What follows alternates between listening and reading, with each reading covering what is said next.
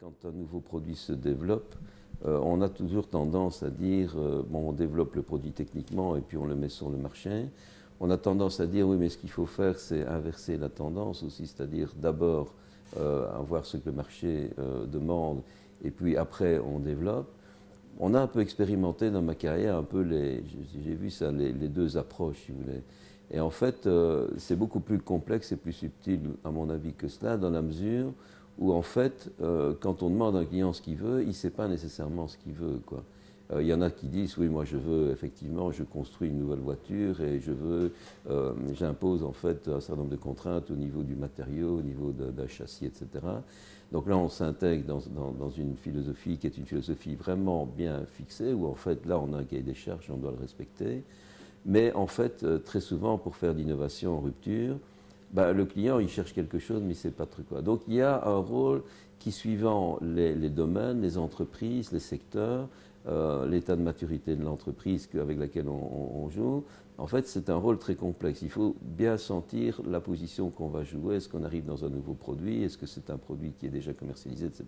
On voit bien, certaines études le montrent, que les entreprises qui s'en sortent le mieux actuellement sont des entreprises, en fait, qui privilégient le haut du compte de résultat, c'est-à-dire le chiffre d'affaires, plutôt que la réduction des coûts.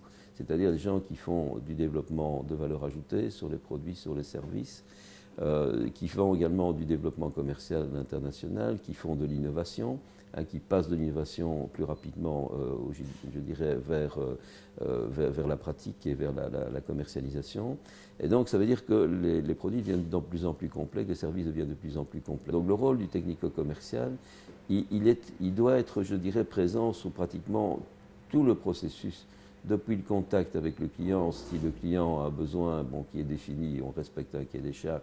Donc là, on est dans une logique, comme je dirais, extrêmement précise, méthodologique, et donc il faut satisfaire le client, s'assurer que la qualité est bonne, le délai est bon, etc. C'est un type d'entreprise. Puis vous avez des entreprises, en fait, où là, on est dans l'innovation pure. Je prends une start-up, par exemple, qui démarre dans le domaine de la biotech, on est dans une autre démarche. Là, c'est une démarche où on a un nouveau produit, il faut le faire connaître, et puis il faut venir je dirais presque en boucle pour dire voilà ce que les clients ont demandé, ce que vous avez fait, techniquement c'est bien, mais ça ne correspond pas à ce qu'ils demandent. Et donc le rôle du technico-commercial est un rôle absolument fondamental. Et j'ai plutôt même tendance à dire que les deux métiers, de plus en plus, ont tendance à se rapprocher. En tous les cas, moi, suivant les sociétés, dans les grandes sociétés, on a tendance à véritablement mettre des barrières entre les fonctions même commerciales. On a une fonction commerciale et puis quelqu'un qui fait du technico, quelqu'un même qui s'occupe des réclamations, c'est parfois pas le même, quelqu'un qui s'occupe de logistique. En fait, on est très partitionné dans les grandes boîtes. Par contre, dans les PME, notamment celles que j'ai eu l'occasion de diriger, en fait, on avait plutôt tendance, parce que c'était des produits plus techniques, à rassembler tout, quoi. C'est-à-dire, en fait, à rassembler toutes les fonctions, à faire one face, one customer. Enfin, c'était vraiment important pour le client parce qu'il y a la relation.